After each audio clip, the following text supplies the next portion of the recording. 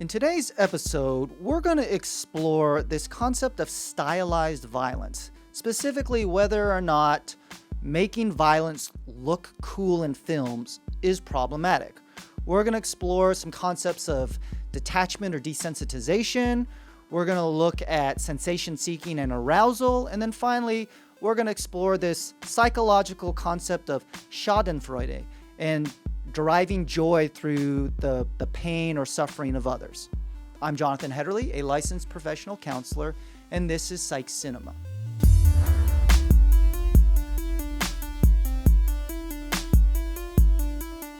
Psych Cinema is Shrink Tank's video series where I explore the films that I watch and love. I also explore themes around film that I find fascinating and speaks to the larger commentary of psychology.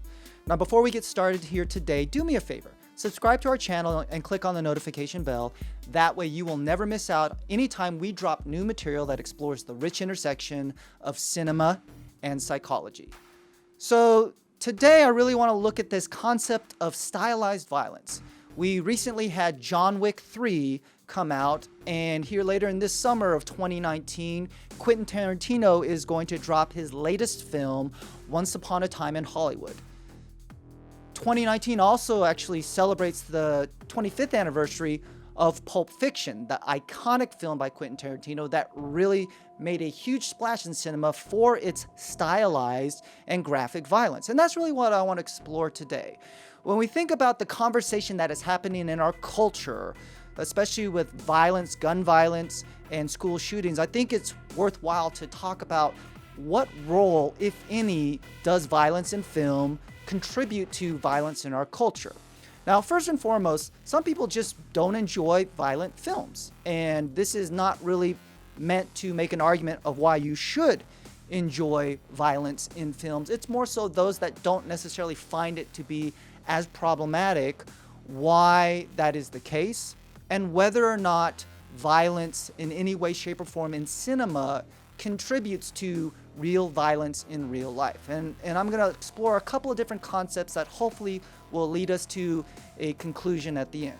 First of all, let's explore detachment or desensitization towards violence and how that doesn't necessarily equate romanticizing or fetishizing violence, or certainly developing any ideation towards violence in real life.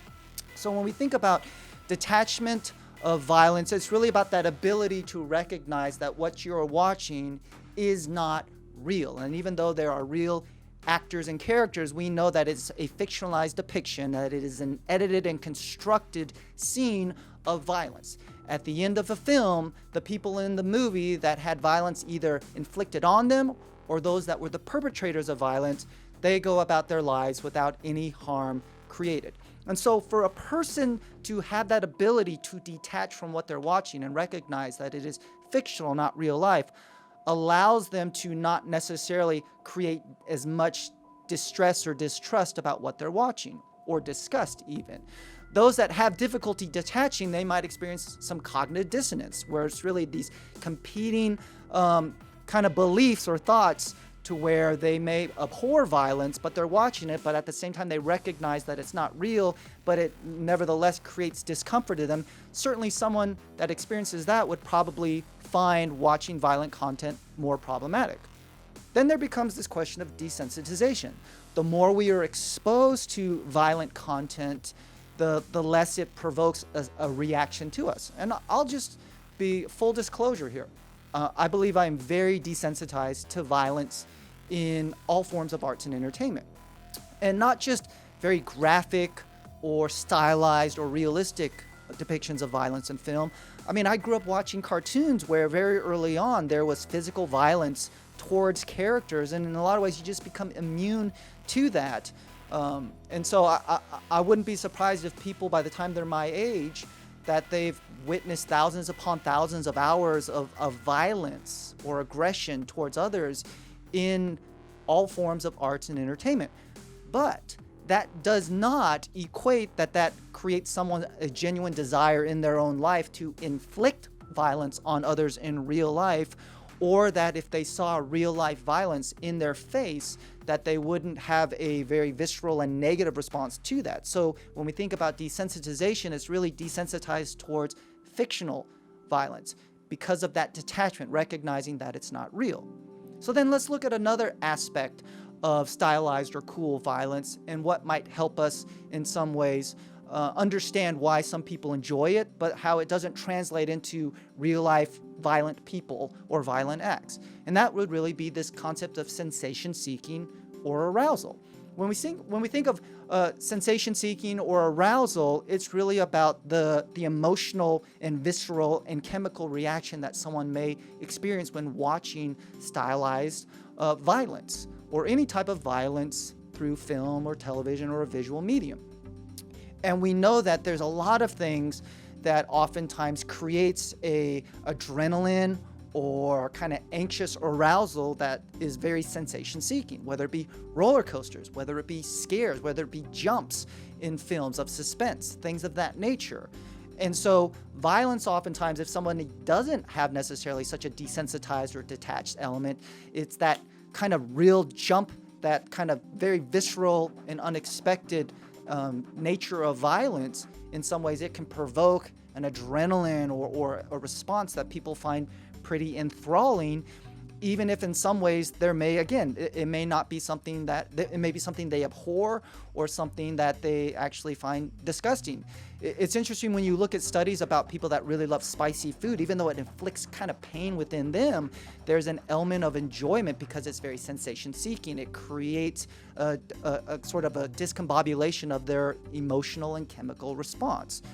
And so it's not even just violence, but sometimes people are attracted to stylized violence or cool violence or violence in films because of what they're anticipating could happen, whether it be a cathartic aspect, whether it be something that jolts them, whether it be for stylized violence, not just the act of violence of guns or knives or fighting, but the method and the execution of it. And I would argue that in a lot of ways is really at the heart of the John Wick films, is that the choreography of violence is very stylized in the way that you would expect ballet or dance, and that there's all this movement that we equate a lot of times to martial art films, is that even though it's very visceral and it's very physical, there's an element of beauty in what you're watching because it's really about two people or two or more people that are really in step with each other, that are fighting in a way that we know that it's very physical and dangerous, but we also recognize that there's a lot of harmony and beauty at play in the filmmaking itself. So some films like John Wick 3, the argument is that people don't go necessarily to see people get harmed or killed, but they want to see how the filmmakers, how Keanu Reeves constructs the beauty in something that on the surface can also be very abhorrent or distasteful. And then with someone like Quentin Tarantino, whether it be the upcoming movie Once Upon a Time in Hollywood, whether it be the subject matter, or simply Pulp Fiction, which we recognize that the violence in that, it's very abrupt, it's very sudden. It's almost comical in some ways that it really, again, it throws us off to create some type of visceral response, whether it's enjoyment, whether it's disgust, it's a sensation-seeking component. So then let's finally look at this third aspect of maybe why people enjoy or are drawn to violent content. And it's this German term known as Schadenfreude. And the psychology behind it really is looking at why people derive joy in the suffering or pain of others. And this really resonates with me personally because my wife, she went to the University of North Carolina at Chapel Hill. And for those of you familiar with college sports, Chapel Hill, the Tar Heels, have a huge rivalry with the Duke Blue Devils. And my wife has always talked about how she is happier when Duke loses more than when Carolina wins. And so you see some of that kind of rivalry component of people enjoying others' pain, suffering, or misfortune. Schadenfreude can come about from a social comparison model. If you have somebody that is a peer that either gets married or gets engaged or gets a promotion, and then all of a sudden misfortune happens upon them, there's an element of satisfaction because the social hierarchy continues to be equal, versus sometimes we feel it's hard to feel happy when someone else's life is full of fortune and blessing, and it's not happening to us. But I think at the heart of a lot of cinema and violence, when it comes to Schadenfreude, the joy derived from the misfortune of others, is more justice oriented. It's when we see people that have inflicted wrongdoing or harm or evil on others, they get their just desserts. They get what is coming to them. And in a lot of ways, violence in films, John Wick would be a great example of people getting their just desserts. In fact, John Wick, the third movie, the central theme about it is all about consequences. Your choices have consequences.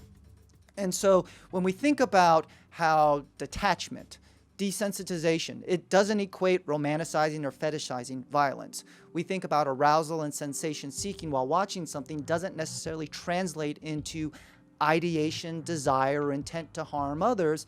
And then finally, this concept that we all can derive some type of pleasure or enjoyment in other people's pain. It really kind of highlights how enjoying violence in films, or even stylized violence, or making violence cool or appealing, it does not translate or cause real life violence. And I think that's important for people, again, without any judgment of if you don't like violent films, that's perfectly fine. But there's not a lot of weight that watching violent content will turn somebody violent in real life. But tell me what you think. There's a lot more aspects, just for the sake of time, we're not covering when it comes to violence in films and why people enjoy it or the impact that it has on other people. What do you think about John Wick 3 and its stylized violence? What do you think about Quentin Tarantino and his more kind of very disarming and abrupt and in-your-face kind of violence? Do you find violence to be something that really doesn't impact you at all? Or does it actually provoke a response in you, but that's what you like? Be sure to leave a comment for me in the section below. You can also recommend a film or a theme that you'd like for us to tackle here on Psych Cinema. Be sure to follow us on Twitter, and then also check out shrinktank.com, where you're going to find articles, videos, podcasts, and more that explores the rich intersection of pop culture and psychology through a number of different platforms and from a number of different authors and point of views. Well, that's going to do it for this episode of Psych Cinema. Thanks for watching, and until next time, I'll see you at the movies.